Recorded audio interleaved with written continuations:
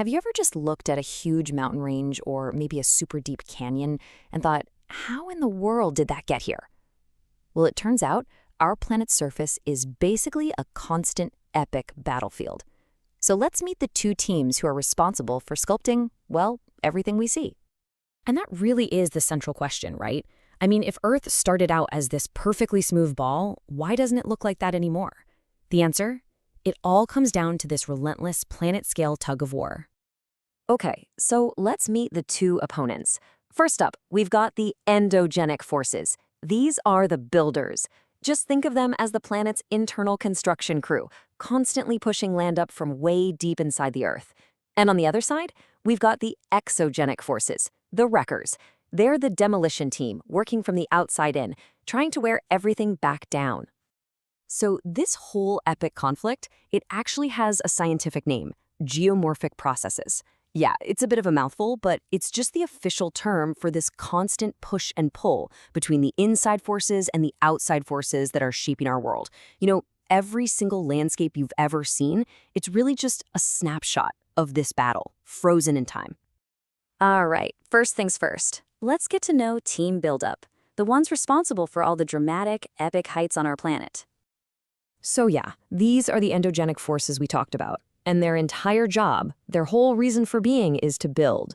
They're working 24/7, lifting up entire continents, creating massive mountain ranges. Basically, they're the reason the Earth isn't just a boring, smooth sphere covered in water. But where does all this incredible power come from? It's not magic, that's for sure. It's all about the immense energy that's locked deep inside our planet. We're talking about serious heat, generated by stuff like radioactive decay, friction from the Earth's own spin, and even the primordial heat that's been left over from the very beginning, when our planet first formed billions of years ago.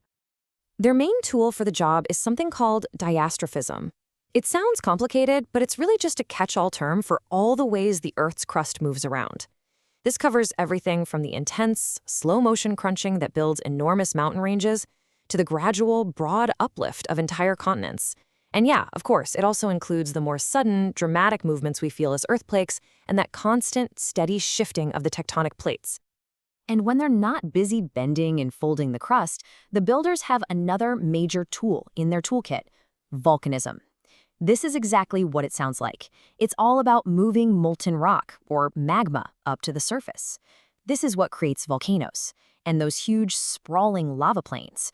I mean, it's literally building brand new land right from scratch. Okay, but you know how it is. For every builder, there has to be a wrecker. So let's switch gears and meet the second team, the forces that are working just as hard to tear it all back down. This is Team Weardown, the Exogenic Forces. Now, unlike the builders who get their juice from inside the Earth, this demolition crew is powered from the outside. And their main power source? The sun. It's the sun's energy that drives our weather, the wind, the rain, the whole system. And the technical term for what they do is denudation. It sounds pretty serious, and it is. It literally means to strip bare. It's the whole process, breaking rocks apart, carrying away the pieces, and just generally wearing down the landscape. It's the polar opposite of construction. But here's a really crucial point. The wreckers, they can't actually do their job alone. See, the builders have to go first. They have to create the mountains and the slopes. Then, and only then, can gravity step in and provide the pull. Think about it. Without a slope for things to move down, water, ice, and wind have zero power to erode anything. So you could almost say gravity is the silent but essential partner on Team Weardown. So okay, we've got this epic planetary battle going on, but where's the proof? Where can we actually see the results? Well, let's take a look at the evidence that's been left all over the planet's surface. Every single mountain, every valley, every cave, every coastline. They're all what we call landforms. And you know, each one isn't just some pretty feature to look at. It's a battle scar. It is the physical, tangible evidence of this constant struggle between the forces building up and the forces tearing down. Now, the work of Team Weardown has two main outcomes. First, there's degradation. That's the wearing down part, removing rock and lowering the landscape. But all that material has to go somewhere, right? Which brings us to the second outcome, aggradation. This is the process of filling up depressions and building up the landscape somewhere else by depositing all that stuff they just carried away. A simple river is the perfect example of this. Up in the mountains, where the water is moving fast, it's carving out a deep canyon. That's degradation. But when that exact same river gets to the ocean, it slows way down and dumps all the sand and silt it was carrying. And what does it do? It builds new land, creating a delta. That's aggradation. See? One agent, two totally opposite jobs. And it's not always about brute physical force either. Sometimes Team Weardown gets sneaky and uses chemistry. In places with a lot of limestone, for instance, naturally acidic groundwater can literally dissolve the rock.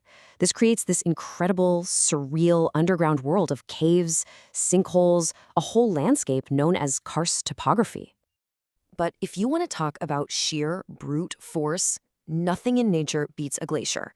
These things are massive rivers of ice, and they act like giant bulldozers. They just scrape and pluck away enormous amounts of rock, transforming a regular V-shaped river valley into this huge, unmistakable U-shaped valley.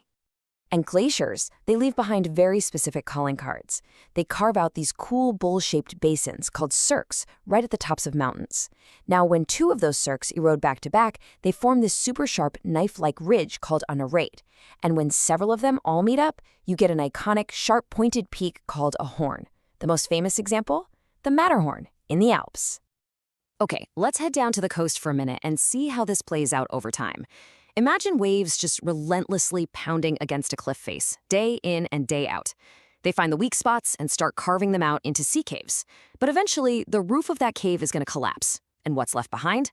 A lonely pillar of rock standing out in the water. A sea stack. It's like a final little monument to the land that used to be there. So you see, this isn't just some one-time thing. It's a dynamic, constant, never-ending cycle of creation and destruction. So let's just sum this all up. Right?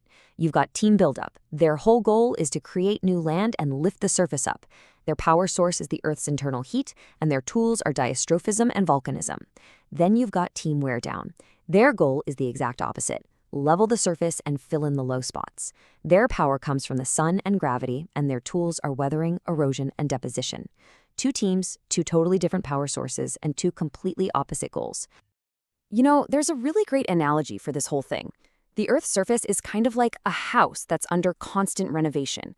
The builders are in there adding new wings, maybe pushing the roof up, but at the exact same time, the wreckers are outside, sanding the walls, power washing the exterior, and hauling away all the debris. And all of this leaves us with one final, and pretty crucial, question.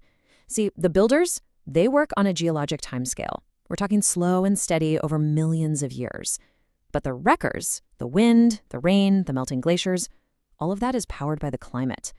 So as our climate changes, are we essentially handing the demolition crew bigger, more powerful tools? Are we, as humans, fundamentally tipping the scales in this ancient battle?